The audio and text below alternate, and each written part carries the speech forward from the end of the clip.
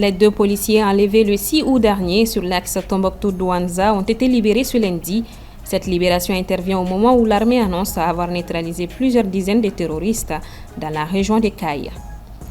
Face au phénomène persistant de l'abandon scolaire, l'éducation non formelle se développe pour offrir aux enfants une seconde chance. La rédaction s'intéresse au sujet. Éliminatoire Coupe du Monde 2026, la fenêtre de septembre s'est refermée hier mardi après 2 nouvelles journées de compétition en zone Afrique. Certaines sélections sont désormais hors course, tandis que d'autres ne sont plus qu'à une victoire de la qualification. Mesdames et messieurs, bonsoir. Nous ouvrons ce journal avec la situation sécuritaire. Les 2 policiers enlevés le 6 août dernier près de Bambara Maoudé sur l'axe Tombouctou-Douanza ont retrouvé la liberté. Il s'agit du sergent-chef Abdrahman Dameli et du sergent Boubacar Dabo. Leur libération intervient alors que l'armée annonce avoir neutralisé plusieurs dizaines de terroristes dans la région des Cailles. Djeneba Samaki. Pris en otage le 6 août 2025 par les JNIM lors d'une opération sur la route reliant Tombouctou à Douanza, le sergent-chef de police Abdrahman Dambélé et le sergent de police Boubacar Dabo ont été libérés lundi 8 septembre 2025. Les anciens otages ont été reçus en audience par le président de la transition dès le lendemain de leur retour. Donc ils ont été enlevés au niveau à hauteur de Bambara Maoudé sur l'axe Tombouctou-Douanza.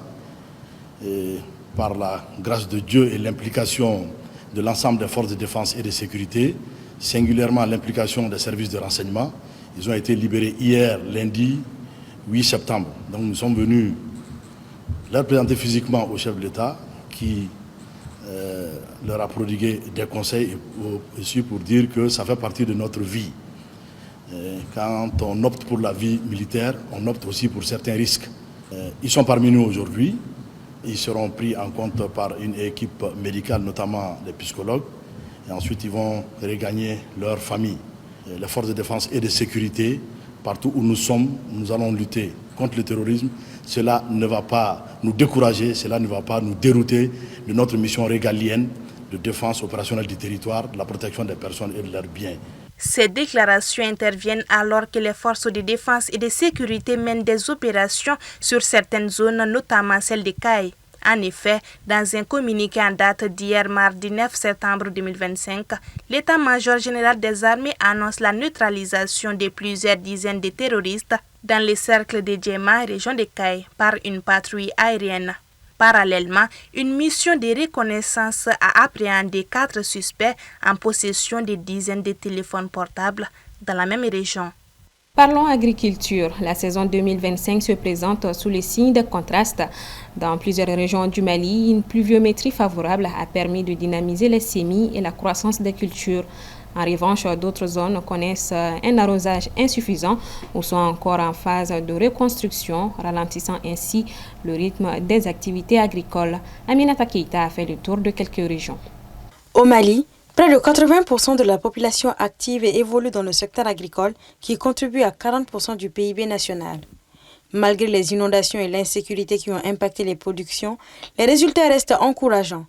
Dans des zones comme Ségou, Markala, Djema-Oxikasso, la campagne s'annonce prometteuse avec des pluies généreuses, bien reparties, permettant un bon développement des cultures selon les sources locales. La campagne agricole se présente sous les meilleurs auspices. Les cultures que sont le mil, le sorgho, l'arachide et le fonio se présentent vraiment bien. Parce que même actuellement déjà, avant que les récoltes proprement dites ne commencent, on assiste déjà à une baisse du prix au niveau du maïs et du mil. Au-delà de Ségou, il y a des zones qui sont un peu dans les bas-fonds et les plaines. Ces zones-là donnent moins d'espoir que les zones qui sont un peu sur les hauteurs. Grand paradoxe, les constantes diffèrent d'une région à une autre.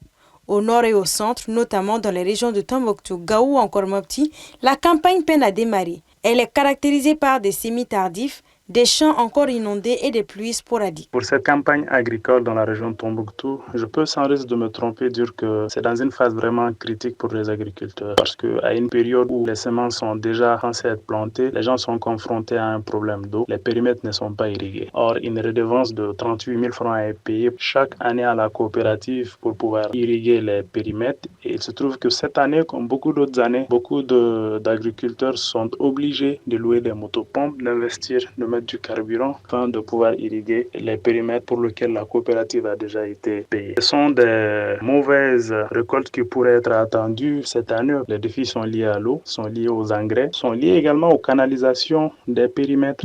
Les défis sont liés à la distribution des intrants, de la faible pluviométrie, notamment à Gao, et les pertes d'animaux dues à l'insécurité. La campagne agricole de cette année s'annonce assez timide et cela est dû à la pluviométrie de cette année qui a beaucoup surpris les agriculteurs. Ils n'étaient pas au rendez-vous dans la région cette année comme on les souhaitait. La crue aussi a commencé. Vous allez voir que ça a mis en déroute, n'est-ce pas, toute la stratégie qui a été mise en place par les cultivateurs. Ça va jouer sur les populations, ça va jouer sur les agriculteurs, ça va rendre la vie encore difficile. En mai dernier, le gouvernement annonçait viser une production de 11,7 millions de tonnes de céréales pour 2025 lors de la 15e session du Conseil supérieur de l'agriculture.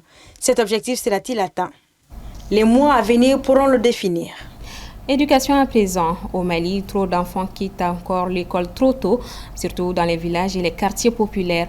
Pourtant, chaque enfant mérite une seconde chance. C'est là que l'éducation non formelle prend tout son sens. Une voie alternative qui redonne espoir, transmet des savoirs utiles et ouvre de nouvelles perspectives. Assetou Boari.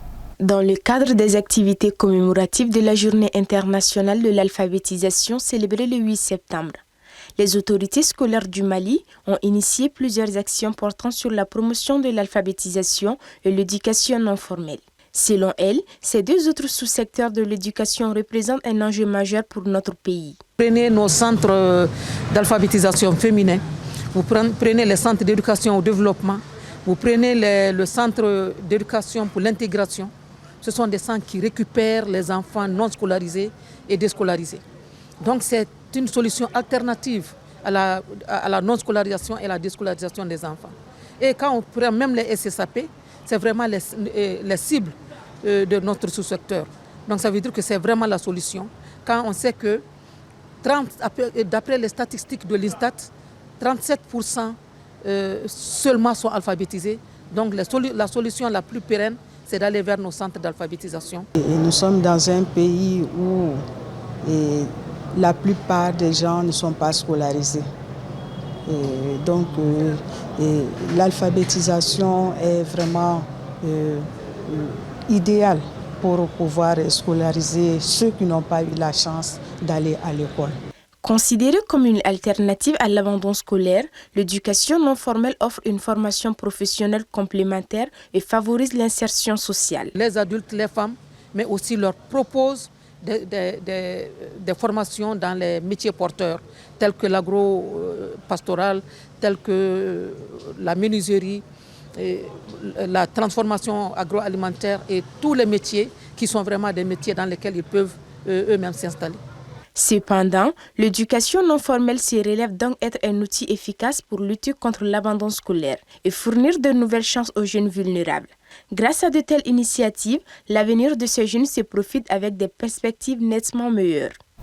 Sur un tout autre plan, l'impératif engagement des volontaires dans la consolidation des acquis de la Confédération, c'est le thème de la 2e édition de l'Université d'été des volontaires de l'AIS. Lancée ce mardi 9 septembre à Bamako, cette activité de 3 jours a pour objectif de mener des réflexions sur la promotion de l'action volontaire des jeunes au sein de l'AIS. Fatma Tawassiou. Ils sont 300 jeunes du Mali, du Burkina Faso et du Niger pour participer à la 2e édition de l'Université d'été des volontaires de la Confédération de l'AES. Placée sous le thème « L'impératif engagement des volontaires dans la consolidation des acquis de la Confédération », cette initiative prévue du 9 au 11 septembre à Bamako a été lancée hier mardi. Le volontaire, c'est celui qui se lève tous les matins, et qui se pose la question, qu'est-ce que je vais faire aujourd'hui de bien pour améliorer les conditions de ma communauté. Ce sont plus de 300 participants que vous êtes ici des 3 pays membres, qui se réunissent ici pour formuler des recommandations fortes, concrètes et réalistes en vue de promouvoir et renforcer l'action volontaire dans notre espace communautaire.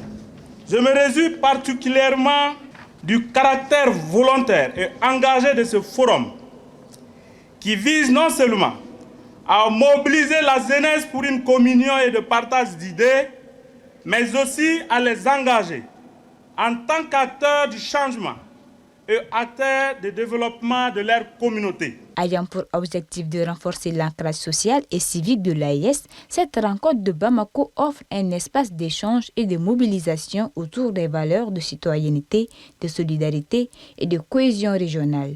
Le volontariat est une maçonnerie civique. Alors aujourd'hui, écrivons noir sur blanc que servir le Mali n'est pas un sacrifice, c'est un honneur. Donnant aux volontaires un cadre, des protections et une voix.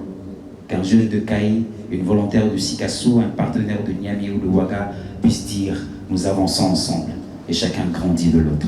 Il a initié l'organisation des universités d'été de l'AES, une initiative qui a connu l'adhésion des premières autorités de la Confédération et aussi bénéficie de leur accompagnement.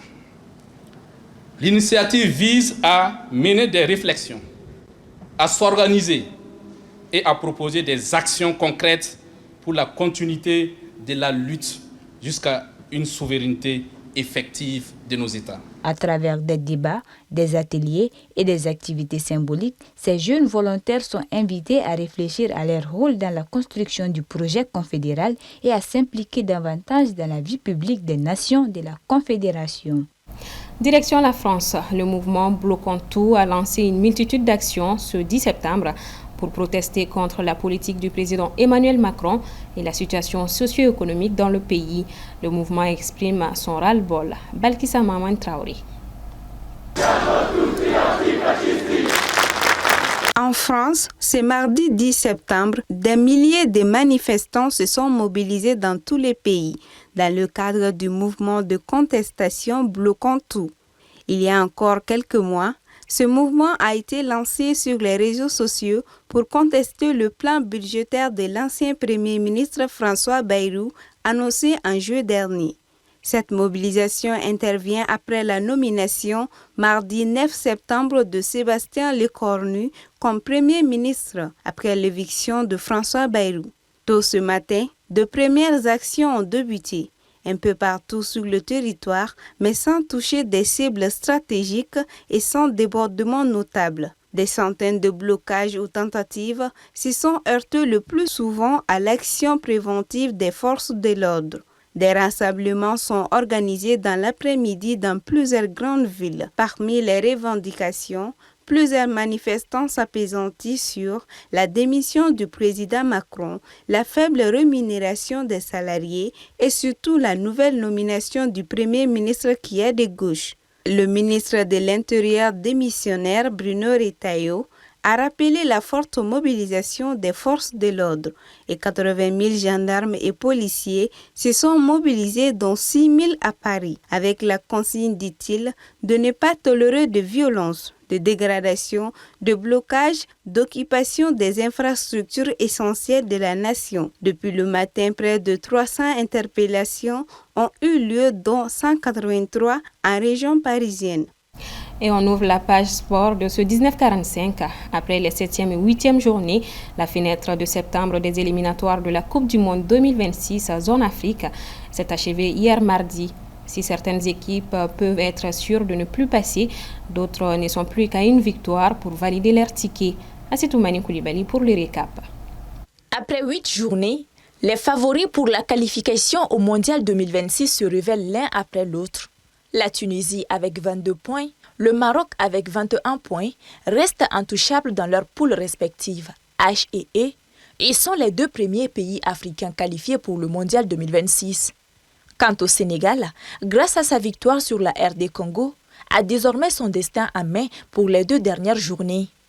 Pour sa part, le Cap-Vert a laissé une forte impression en battant le Cameroun, renforçant ainsi ses ambitions mondiales. Dans la même dynamique, l'Algérie, le Ghana, la Côte d'Ivoire, l'Afrique du Sud et l'Égypte dominent leurs groupes respectifs. Bien que leur qualification ne soit pas encore assurée, ces pays progressent de manière déterminée et maintiennent un net avantage avant les 2 dernières journées. La situation est très complexe dans le groupe C pour le Nigeria, qui ne dispose que de 11 points après son match nul face à l'Afrique du Sud, leader de la poule avec 17 points. En revanche, le Bénin, qui a étrillé les Lesotho, 4-0 en se classant à la 2e place, reste toujours en course. Battus par les Black Stars du Ghana, dans un match décisif, les Aigles n'ont plus d'autre choix que de viser les barrages au prix d'un parcours sans faute ou d'un faux pas malgache. Puis en basketball, les Aigles filles de moins de 16 ans, championnes en titre, ont confirmé leur statut de favoris pour les tournois FIBA Afro-Basket féminin U16 en s'imposant face à la Guinée. Dans une rencontre à sens unique, les championnes en titre ont rapidement pris l'avantage, menant 18-4 et terminant le premier quart-temps avec une avance de 27-12. Elles ont ouvert la deuxième période avec une série de 10-0, augmentant leur écart à 37-12. À la mi-temps, elles étaient confortablement installées en tête avec un score de 42-16. Score final 76-32. Terminant la phase de groupe en force et qualifié en quart de finale, le Mali a donc maintenu son statut d'invincibilité. Voilà, c'est sur cette note sportive que se referme ce 1945. Merci à vous de l'avoir suivi. Bonne soirée et à demain.